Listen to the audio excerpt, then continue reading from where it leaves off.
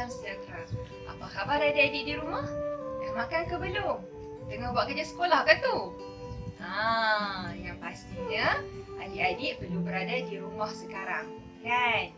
Okey, baiklah. Sepanjang cuti ni, apa adik-adik dah buat?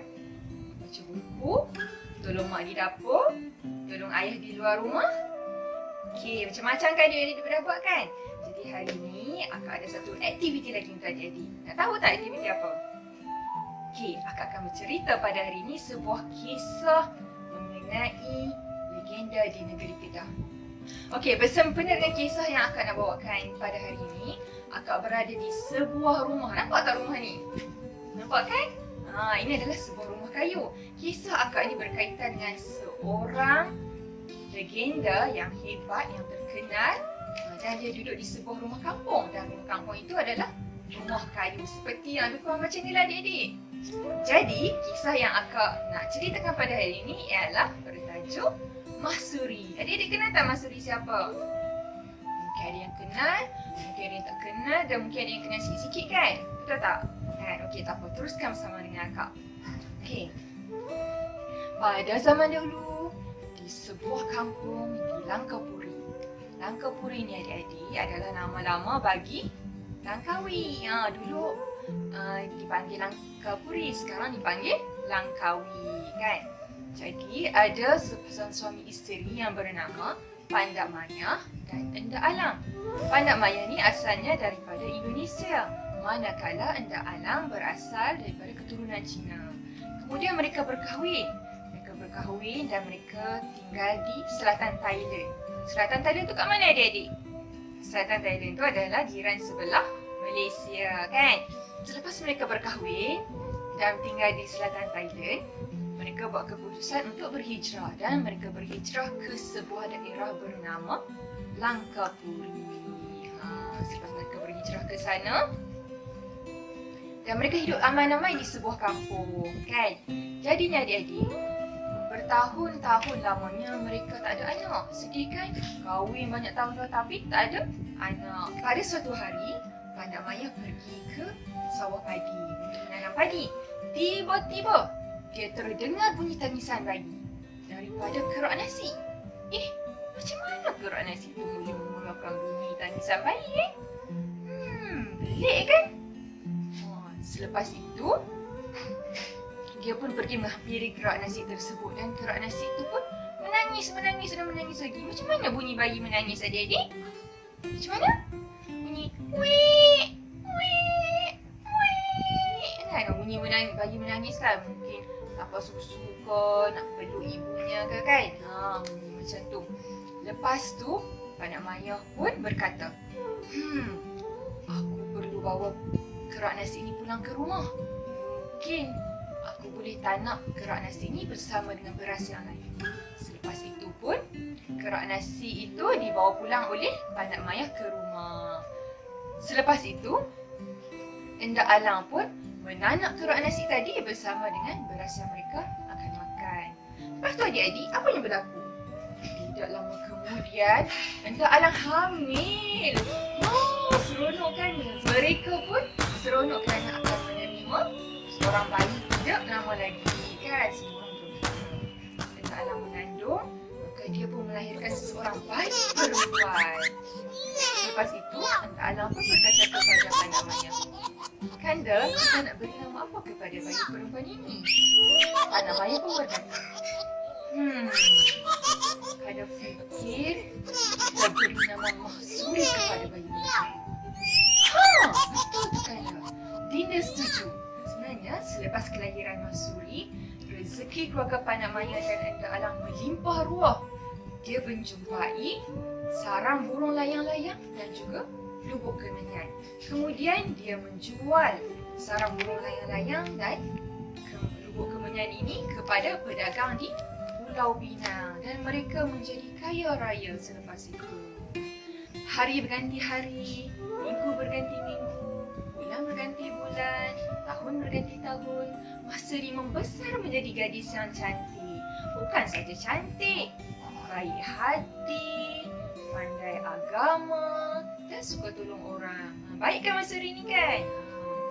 Rupa-rupanya adik-adik, Kecantikan Mahsuri dan kebaikan Mahsuri ni telah menarik perhatian seorang lelaki. Nak tahu tak siapa lelaki itu? Dan lelaki itu adalah penghulu Langkapuri. Beliau adalah Datuk Pekermajaya Wan Yahya. Wan Yahya ni pun suka, tertarik dengan Mahsuri. Dia pun berkata, alangkah bagusnya kalau aku dapat memperisterikan Mahsuri menjadi isteri keduaku. Menjadi isteri kedua adik-adik. Rupa-rupanya Wan Yahya ni telah beristeri. Isteri pertamanya Wan Mahora. Apabila Wan Mahora tahu yang Wan Yahya nak memperisterikan Mahsuri, dia pun cemburu dan iri hati dengan Mahsuri. Dan dia berkata, tidak sekali-kali aku akan membiarkan Mahsuri menjadi maluku. Lebih kurang macam itulah adik-adik kan? Dan pada masa yang sama adik-adik, ada lagi seorang lelaki yang suka kepada Mahsuri. Nak tahu tak siapa? Lelaki tersebut adalah anak Wan Yahya dan Wan Mahora. Namanya Wan Darus. Pada suatu hari, Wan Darus pun berkata kepada ayah dan ibunya, "Ayah, ibu, saya ingin mengahwini Mahsuri. Bolehkah ayah dan ibu pergi meminangnya?" Mendengar kata-kata itu, Wan Mahora pun terus bersetuju kerana dia tidak mahu Mahsuri menjadi madunya. Dan tidak lama kemudian, berkahwinlah Mahsuri dengan Wan Darus. Selepas mereka berkahwin, mereka hidup aman, damai dan bahagia. Tidak berapa lama kemudian, Mahsuri pun hamil. Dan pada masa itu adik-adik, tentera Siam mahu menyerang Kedah. Lalu, Wan Yahya pun berkata kepada seluruh penduduk Langkapuri, "Wahai orang Langkawi sekalian, kita perlu membantu tentera Kedah kerana Kedah akan diserang oleh tentera Siam." Lalu, orang lelaki di seluruh Langkawi pun bersiap untuk pergi berjuang. Wan Darus pun berkata kepada isterinya Mahsuri, "Dinda, Kanda akan pergi berjuang tidak lama lagi. Dinda jaga diri ya, Kanda akan pulang secepat mungkin." Kemudian Mahsuri pun berkata, "Baiklah Kanda, pergilah berjuang demi negara dan tanah air kita. Dinda akan menjaga diri Dinda dan anak yang Dinda kandung." Selepas itu pun, Wan Darus dan orang Langkawi yang lain pergi berjuang menentang tentera Siam. Pandai adik-adik, tepuk tangan sikit. Okey, selepas Wan Darus pergi berperang, muncul seorang lelaki yang bernama Derama.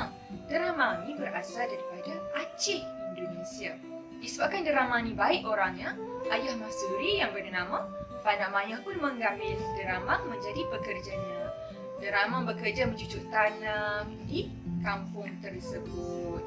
Dan Derama ni adik-adik, dia mempunyai satu keistimewaan, iaitu dia pandai bercerita dan bersyair. Dan disebabkan kepandaian dia itu, dia telah berjaya menarik seluruh penduduk Langkawi untuk mendengar cerita dan syairnya. Maka setiap hari, setiap malam, orang kampung pun berkumpul di rumah Mahsuri. Dan disebabkan itulah keluarga Mahsuri menjadi masyhur. Masyhur ni apa adik-adik? Masyhur ni maksudnya terkenal. Pada masa tu, Mahsuri dan keluarganya menjadi terkenal di Langkawi. Wan Mahora tak puas hati. Dia kata, "Ish, ini tidak boleh jadi. Mahsuri lebih terkenal daripada aku. Aku kan isteri penghulu Langkawi. Dia tidak boleh lebih hebat daripada aku," kata Wan Mahora. Wan Mahora ni memang selalu iri hati dengan Mahsuri adik-adik. Selepas itu, dia pun mencari idea untuk menjatuhkan Mahsuri. Apa dia buat adik-adik? Adik-adik rasa? Pada suatu hari, Mahsuri pun berkata kepada Derama, "Wahai Derama, tolong jagakan anak aku boleh? Aku mahu keluar sebentar," kata Mahsuri di dalam rumah Mahsuri. Ketika itu adik-adik, Wan Mahora ternampak Mahsuri dan Derama di dalam rumah. Dan dia pun buat cerita adik-adik. Dia beritahu kepada Wan Yahya, suaminya, "Wahai Kanda, aku telah melihat Mahsuri berdua-duaan dengan Derama di dalam rumah. Ini tidak boleh jadi, ini perbuatan yang terkutuk." Lepas itu adik-adik, Wan Yahya pun merasa marah dengan perkabaran itu. Dan dia mengarahkan orang-orangnya untuk menangkap Mahsuri dan diheret ke padang maksiat. Selepas itu, Pandak Maya dan Endak Alang yang sudah tahu bahawa Mahsuri diheret kepada maksiat terus pergi ke sana juga. Pandak Maya merayu kepada Wan Yahya, "Tolonglah Tuan, jangan dibunuh anak saya ini. Saya akan menyerahkan segala harta saya kepada Tuan untuk menggantikan anak saya. Tolonglah Tuan, jangan bunuh anak saya." Pandak Maya bersungguh-sungguh memohon supaya Mahsuri dilepaskan. Tetapi apa kata pembunuh Wan Yahya? Wan Yahya berkata, "Tidak sekali-kali aku akan lepaskan Mahsuri. Dia telah melakukan satu perbuatan terkutuk di Langkawi ini." Selepas itu, Mahsuri pun diikat di sebatang pokok. Dia diikat dengan apa, Dik? Diikat dengan tali. Selepas itu, Wan Yahya pun mengarahkan orangnya untuk menikam Mahsuri dengan sebatang tombak. Dan lelaki itu pun menikam Mahsuri. Jerit Mahsuri kesakitan. Agak-agak Mahsuri mati tak adik-adik? Bukan setakat tak mati adik-adik. Tombak tersebut tak lut di badan Mahsuri. Pelik kan? Berkali-kali lelaki tersebut menikam Mahsuri tetapi tak lut, hanya terdapat luka-luka kecil sahaja. Selepas itu Mahsuri semakin lemah dan kesakitan. Lalu dia pun berkata, "Andai benar kalian mahu membunuhku, pergi ambil keris pusaka di rumah aku." Selepas itu Wan Yahya pun mengarahkan lelaki tadi untuk mengambil keris pusaka di rumah Mahsuri. Dan apabila keris itu sampai, Wan Yahya sendiri yang menikam Mahsuri. Sekali lagi Mahsuri menjerit kesakitan. Dan selepas itu, apa yang terjadi adik-adik? Mahsuri pun menangis kerana kesakitan. Dan selepas itu Mahsuri pun bersumpah. Dia berkata, "Aku reda akan kematianku jika aku benar-benar bersalah. Tapi jika aku dianiaya, sesungguhnya aku haramkan darahku mengalir di bumi ini. Dan aku bersumpah bumi Langkawi ini tidak akan aman menjadi panah jarak panah terukur selama 7 keturunan aku." Selepas itu, Mahsuri pun menghembuskan nafasnya yang terakhir dan meninggal dunia. Apabila orang meninggal dunia, kita sebut apa adik-adik? Inna lillahi wa inna ilaihi raji'un. Kan? Selepas itu darah pun keluar daripada badan Mahsuri. Tapi darah yang keluar daripada badan Mahsuri itu bukanlah darah berwarna merah. Maka warna apa adik-adik? Warna hijau, warna pink, warna biru, warna hitam? Bukan semua warna itu. Darah yang keluar daripada badan Mahsuri adalah berwarna putih. Kenapa warna putih? Ya, mungkin salah satu sebabnya adalah ini membuktikan yang Mahsuri tidak bersalah dan hanya difitnah. Selepas Mahsuri meninggal dunia, berlaku ribut di Langkawi dan Langkawi musnah adik-adik. Dan 7 hari selepas ribut itu melanda Langkawi, tentera Siam pula menyerang Langkawi. Wan Yahya pada ketika itu telah disiksa dan dibunuh. Manakala Wan Mahmurah pula dijadikan hamba, dan kemudian dia pun tidak berapa lama kemudian, Wan Darus iaitu suami Mahsuri pun pulang ke kampung mereka. Dan Wan Darus berjumpa dengan Pandak Maya dan Endak Alang. Dia bertanya kepada ibu bapa mertuanya, "Ayah, Emak, di mana isteriku Mahsuri? Sudah lama aku tidak menjumpainya. Aku sangat rindu padanya, ibu dan emak dan ayah." Selepas itu Pandak Maya berkata dengan sedih, "Wahai Wan Darus, sesungguhnya isterimu Mahsuri telah meninggal dunia. Dia telah terbunuh," kata Pandak Maya sedih. Wan Darus tidak akan percayakan berita tersebut sehinggalah ditunjukkan kubur Mahsuri. Selepas itu, Wan Darus membawa anaknya Wan Hakim, juga ibu bapa mertuanya iaitu Endak Alang dan Pandak Maya keluar daripada Langkawi. Mereka nak ke mana adik-adik? Mereka pergi ke Thailand dan hidup aman damai di sana. Maka keturunan Mahsuri pun berkembang dan berkembang di Thailand, bukan di Langkawi lagi. Begitulah cerita Mahsuri, sebuah legenda yang terkenal di negeri Kedah ini. Jadi Langkawi bukan setakat sebuah tempat peranginan, Tapi Langkawi juga adalah sebuah tempat sejarah yang besar buat rakyat negeri Kedah. Seronok tak? Kita ada legenda hebat seperti ini. Seronok kan? Baiklah, apa yang kita dapat daripada cerita ni, Daddy? Fikir-fikir. Yang pertama adalah kita tidak boleh iri hati kepada orang lain. Ya, mungkin orang itu ada kelebihan masing-masing, tetapi dia ada kekurangannya juga. Begitu juga dengan diri kita. Kita ada kekurangan kita dan kita ada kelebihannya. Jadi kita kena berlapang dada dengan orang tersebut. Tidak boleh iri hati. Ya. Yang kedua adalah apabila berlaku sesuatu tuduhan, kita perlu siasat dulu. Kita tak boleh terus berkata, dia memang salah, dia ni memang salah lah. Tak boleh macam tu adik-adik. Kita kena siasat dulu sama ada perkara itu betul ataupun tidak.